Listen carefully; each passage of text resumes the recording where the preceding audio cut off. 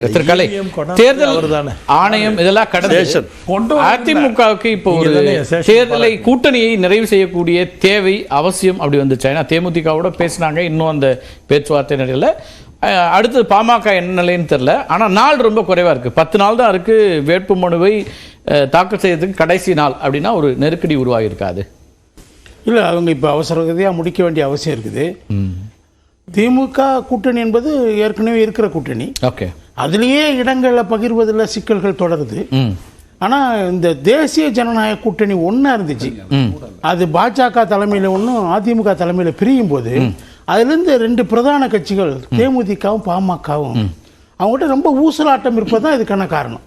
Settle ஆகாமல் இருக்கிறது, issue settle ஆகாமல் இருக்கிற காரணம் ஊசலாட்டம். எது பெஸ்ட் சாய்ஸ் அப்படின்னு அவங்க முடிவு பண்ண முடியாம அதுல தேமுதிக ஒரு நிலைப்பாடு எடுத்துட்டாங்க. பாஜகவோட பேசுறது இல்ல, அதிமுகவோட மட்டும் பேசுறது. ஏன்னா அவங்க மாவட்ட செயலாளர் கூட்டத்துல அதிமுகவோட தான் போகணும்னு சொல்லி எடுத்துட்டாங்க. அதனால அவங்க அங்கதான் பேசிட்டு இருக்காங்க. ஆனால் ஒரு ராஜ்யசபா சீட்டு தர்றாங்க, கேட்கறாங்க, இவங்க தர முடியாதுங்கிறாங்க. அடுத்த ஆண்டு ஜூன்ல தான் அது வரப்போகுது. அதை நாங்க தர முடியாதுங்கிறாங்க, எங்களுக்கு ஒண்ணுதான் கிடைக்கும், அதை தர முடியாதுங்கிறாங்க. அதனால அங்க அது அந்த இஷ்யூல கொஞ்சம் பிரச்சனை இருக்குது. ஆனா தேமுதிக வேற பாஜக போறதுக்கான வாய்ப்பு இல்லை. அவங்க அங்க பேச்சுவார்த்தை நடத்துறது இல்லை, நடக்கல. பாமக 2 பக்கம் மாறி மாறி நடத்திட்டு இருக்கிறாங்க. கிட்டத்தட்ட 2 நாளைக்கு முன்னாடி வந்த செய்திப்படி பார்த்தா அவங்க 10+1 முடிவு பண்ணிட்டு தான் சொன்னாங்க. ஆனா கடைசியில் என்னாச்சு, நிர்வாகிகள் அங்க அப்ஜெக்ட் பண்றாங்க.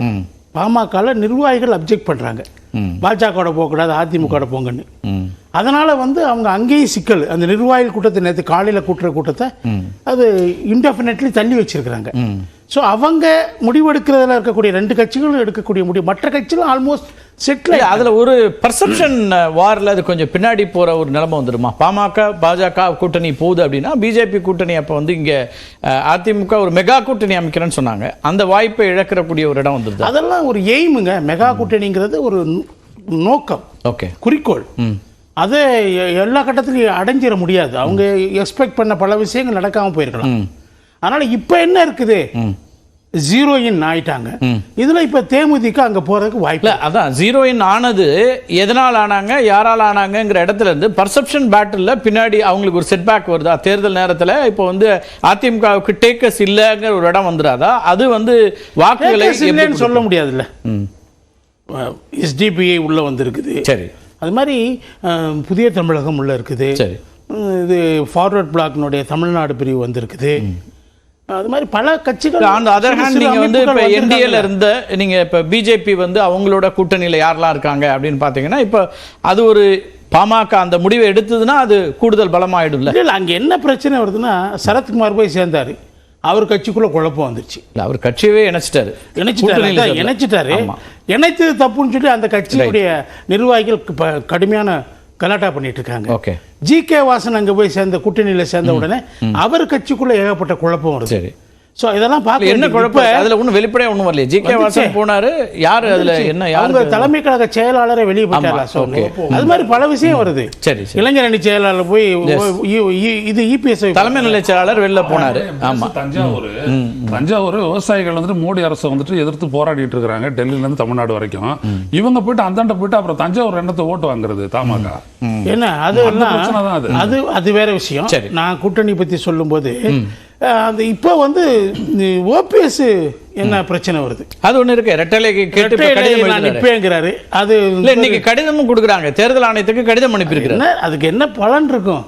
ஏற்கனவே இவர் புகழேந்தி கொடுத்து தேர்தல் ஆணையத்தை நீங்க விரைவில் முடிவெடுக்க சொல்லி ஹைகோர்ட்ல கேஸ் போட்டு ஹைகோர்ட் டிஸ்மிஸ் பண்ணிட்டாங்க. தேர்தல் ஆணையம் தான் முடிவெடுக்கணும். அங்க போய் தேர்தல் ஆணையத்துக்கு டைரக்ஷன் கொடுத்துருக்காங்கன்னு இவங்க கிளைம் பண்றாங்க. டைரக்ஷன் கொடுக்கல, நீங்க அங்கதான் போய் பேசணும், நாங்க ஒன்னும் டைரக்ஷன் கொடுக்கல. அங்க போய் பேசுறாங்க. இப்ப தேர்தல் ஆணையம் என்ன முடிவெடுக்கும்? தேர்தல் ஆணையம் ஏற்கனவே இந்த இஷ்யூ ரிசால்வ் ஆயிடுச்சுங்க. இடைத்தேயிலை யாருக்கு, கட்சி யாருக்கு, இதெல்லாம் இஷ்யூ ரிசால்வ் ஆனது. உச்ச நீதிமன்ற தீர்ப்பினுடைய மாற்றம் வந்தா நாங்க மாற்றுவோம், இல்லாட்டி இது அப்படியே தான் இருக்கும் சொல்லிட்டாங்க. உச்ச நீதிமன்றத்தில் உங்களுக்கு ஆதரவா ஒன்றும் வரல. மூல வழக்கில் இருக்கிறது அது முடிவு வரும் வரைக்கும் இதுதானே ஸ்டாண்டர்ட், இதுதானே ஸ்டேட்டஸ் கோ இருக்கும். அதுல என்ன எனக்கு இரட்டை இலை வேணும் திரும்ப திரும்ப கேட்கறதுலயும் அதுக்கு என்ன பதில் கிடைச்சிருப்பு? இல்ல அப்படி அதை கடந்து போயிட முடியுமான்னு தெரியல. அங்க என்ன பிரச்சனை வருதுன்னா, தாமரையில் நிக்க சொல்லி சொல்றாங்க. ரவீந்திரநாத் என்ன ஸ்டேட்மெண்ட் கொடுக்குறாரு, நான் தாமரையில் நிக்க போறேன் தேனியிலன்னு. உடனே அங்க கூப்பா கிருஷ்ணனும் மற்றவங்களும் போர்க்கொடி தூக்குறாங்க. நீங்க எப்படி அதுல போய் நிக்க முடியும் அப்படின்னு.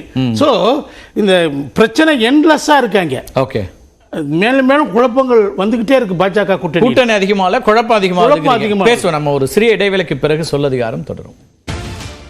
சொல்லதிகாரம் தொடர்கிறது. இந்த கூட்டணி குழப்பங்கள் பத்தி உங்க 2 பேர்ட்ட கேட்டு அப்புறமா அரசியல் கட்சிகள்கிட்ட போறேன். திரு பொன்ராஜ், எப்படி பாக்குறீங்க? இந்த 3 கூட்டணிகள் இருக்கு. இவங்க நேரம் ரொம்ப குறைவு தான், ஆனா எதிர்பார்க்கப்பட்டதுதான். எப்படி இருந்தாலும் தேர்தல் ஏப்ரல்ல தான் வரும்ன்றதுனால இப்போ இது ஒரு விதத்துல தேர்தல் ஆணையம் உங்களுக்கு இப்போ கூட்டணிக்கு சில இழுபறிகளுக்கெல்லாம் ஒரு நிர்பந்தத்தை கொடுத்து முடிவுக்கு கொண்டு வர்றாங்க அப்படின்னு பார்க்கணுமா? எப்படி இருக்கு கூட்டணிகளுடைய நிலைமை?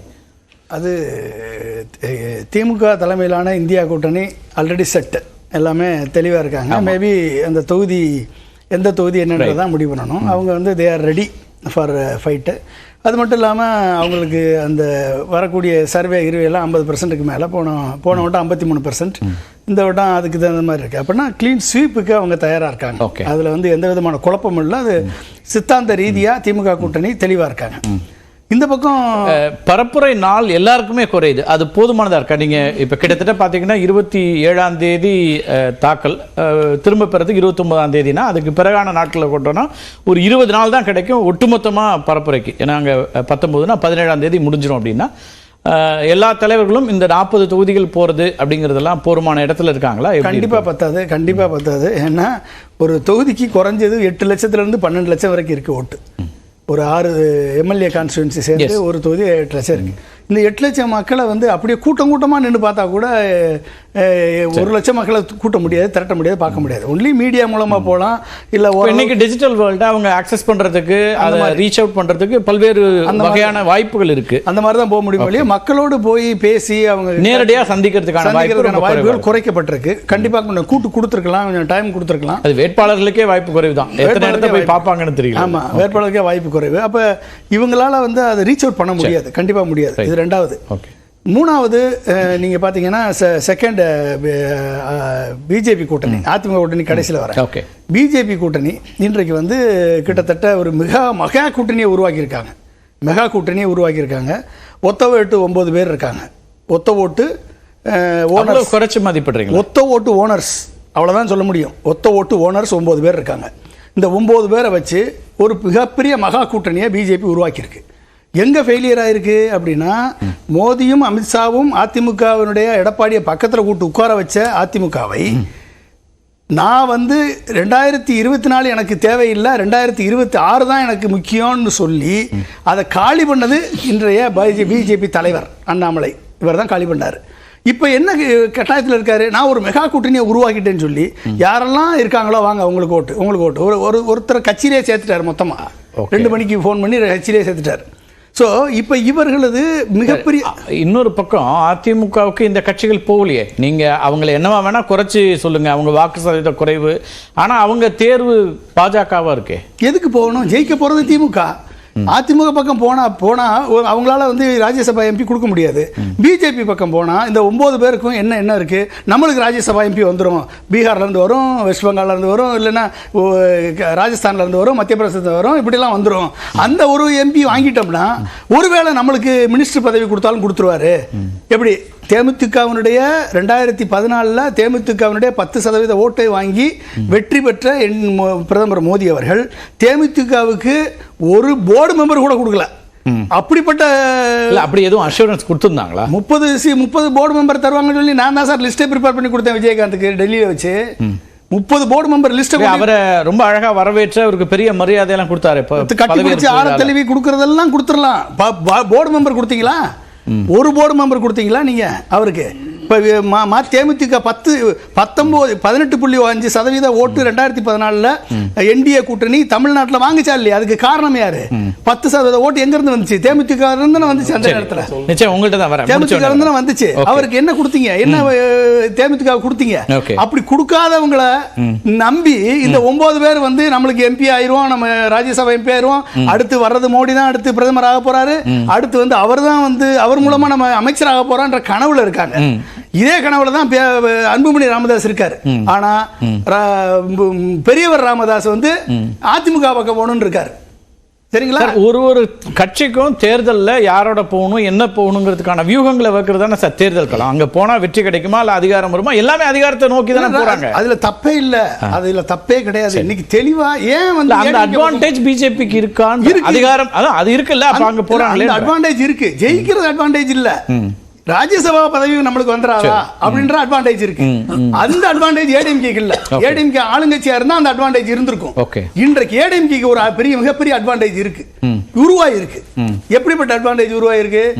பாமகவும் தேமுதிகவும் இன்னும் முடிவெடுக்கலன்னு வச்சுக்கோங்க. இந்த பிஜேபி பக்கம் போன 9 பேரும் முகவரி இழந்து 2026 முகவரி இழந்து கட்சி இழந்து கிடைச்ச ஓட்டு அத்தனை அண்ணாமலைக்கு கிடைச்ச ஓட்டு தான் பிம்பம் குத்தப்படும், வேற ஒன்றும் கிடையாது. இவர்கள் அனைவரும் முகவரி இழப்பார்கள். ஆனால் பிஎம்கேல இருக்கக்கூடிய தொண்டர்கள், பாட்டாளி மக்கள் கட்சியினுடைய தொண்டர்கள் பிஜேபியிடம் போறதுக்கு எதிர்ப்பு தெரிவிக்கிறார்கள். ஏன்னா அவங்களுக்கு கிரவுண்ட் ரியாலிட்டி என்னன்னு தெரியும். ஒரு தொண்டர் கேட்கிறாரு, நான் எப்படி பிஜேபிக்கு போய் ஓட்டு கேட்க முடியும், நான் வரல, நீ வேலையை பாரு அப்படின்னு சொல்றாரு. அடுத்து தேமுதிகவுடைய மாவட்ட செயலாளர்கள் தொண்டர்கள் அனைவருமே நாங்க எப்படி பிஜேபி போறது, நாங்க ஏடிஎம் கிட்ட தான் போகணும் அவங்க சொல்றாங்க. அப்ப இந்த ஒரு வாய்ப்பு வந்து ஏடிஎம்கேக்கு இருக்கு. ஆனா ஏடிஎம்கே இவர்கள் வந்தாலும் சரி வரலைனாலும் சரி எடப்பாடி மட்டும் ஒரு ஸ்டெப் எடுத்து முன் வச்சாருன்னா அதிமுக அவர்கிட்ட நிரந்தரமா நிற்கும். என்ன ஸ்டெப்? இன்றைக்கு அவர் பப்ளிக்கா மக்கள்கிட்ட கடந்த 4.5 ஆண்டு காலம் நான் பிஜேபியை ஆதரித்த அனைத்துமே என் கட்சியை காப்பாற்றுவதற்கு தான் ஆதரிச்சேன், இது உண்மை, நான் மன்னிப்பு கேட்கிறேன், இது ஒரு வார்த்தை. செகண்ட், இனிமேல் எக்காரணத்தை கொண்டும் ஜெயலலிதா அவர்கள் சொன்னது போல நான் எக்காரணத்தை கொண்டு எந்த காலத்திலும் பிஜேபியுடன் கூட்டணி இல்லை, இனிமேல் கிடையாது. 24 இல்ல 26 இல்லன்னு சொல்றாரு. என்ன 26 மேல இருப்பீங்களா? அப்ப உங்களை எப்படி நம்புறது? 26 மேல இருப்பீங்களாப்ப?